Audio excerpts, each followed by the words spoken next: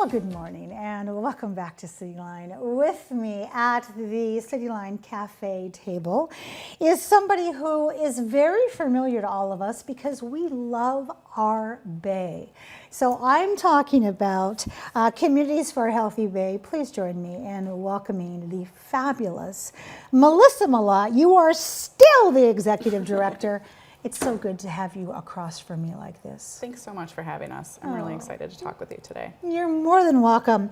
We, for 3 decades, wow, Communities for a Healthy Bay has united individuals to participate, but also clean our thriving Commencement Bay. We've got a video, so let's watch it together, okay? 30 years ago, we had very, very limited relations with the city, with the port, with the Puyallup tribe, even with other environmental groups. And we've built all kinds of connections over the years that have helped make Tacoma and Commencement Bay a better place for our marine habitat. We have no idea what the world is going to look like in 30 years. We just know that it's going to be very different. And whether that is a different that is thriving or a different that is just completely depressing depends on what we do now. When you say 30 years, well, that's tomorrow. What are we going to be in tomorrow? Well, are we still going to sit here like this? No, we've got to get better than this. We've got to make sure that that takes place because the powers that be don't care about any of that. They just want to make the most money. And there's got to be strong environmental protections down the road to make sure in 30 years there's something here to fight about. The biggest challenge of our generation is actually bringing people together to work towards a common goal. We see this in politics, in the presidential races, and we know that it's true with environmental issues. So if we don't come together and work toward a goal together and get our community all working together, we're not going to overcome the obstacles in front of us.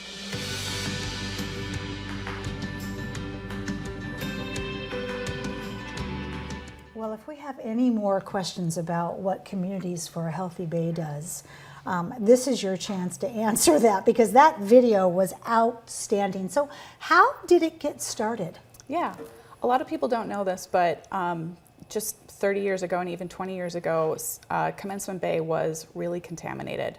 The Foss Waterway was the 4th most contaminated waterway in the country.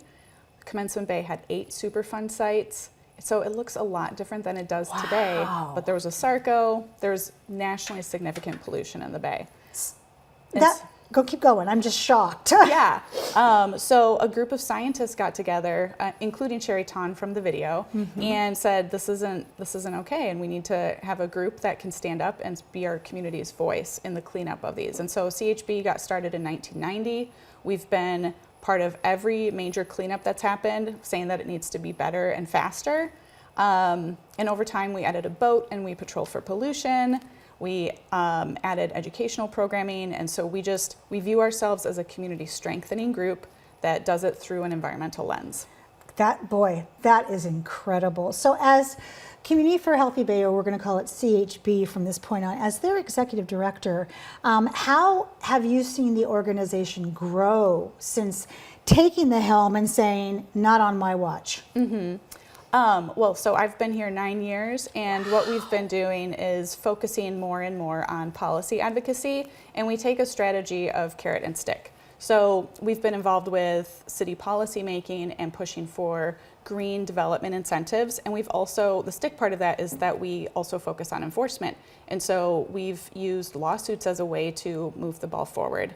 One of which is the Electron lawsuit. So I think a lot of people heard about how in 2020, Electron Dam, as they were maintaining the dam, they put in artificial turf, and all of that blew out down the river and was those little tire pieces that are really toxic for salmon. And so we raised the alarm on that.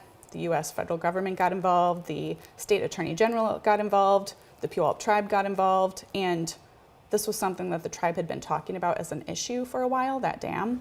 And so we were able to talk about it more and bring more attention to it. And the outcome is that the Attorney General got the biggest environmental fine in the state's history on that. We've forced them to clean up. We've forced them to have to get a permit. There's just really good outcomes from it. Do you and your team ever sleep? No, no, you don't. What do you see is the biggest opportunity for change in Tacoma in terms of where we are right now? What can we do? Yeah, I think that the big challenges that we're facing are not just challenges that are just unique to Tacoma, because a lot of the pollution has been cleaned up. We're seeing bigger challenges with climate change and how that's Yes. challenging our community, and just overall government being responsive to the needs of the people.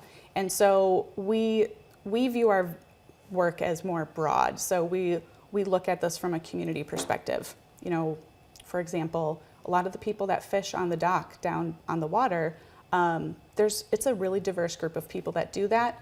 A lot of them are subsistence fishers, and so we need to make sure that Commencement Bay is clean, not just because we like to spend time on it, but because there's people that depend on it for protein. That's right. So, so that's one way, and then we also need to look at just making sure that our democracy is working well in the city. Exactly. So all of that culminates to the Stand Up for Our Sound Awards coming up in November. Tell us about that. Yeah, Stand Up for Our Sound Awards are a great way to celebrate the people in our community that bring vision and energy to the environmental, to the environment and making it cleaner for everyone.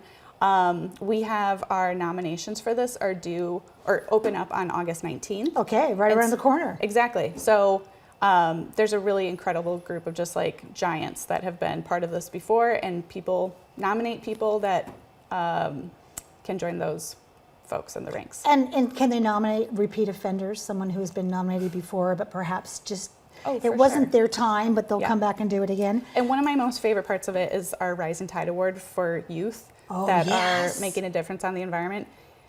There's so many things happening on environmental issues that can feel depressing, but when you see the youth and how kids are changing this, it's really exciting. So And that generation is changing it. They are Absolutely. they are taking names. They are giving us notice. Last 30 seconds, who would you like to thank?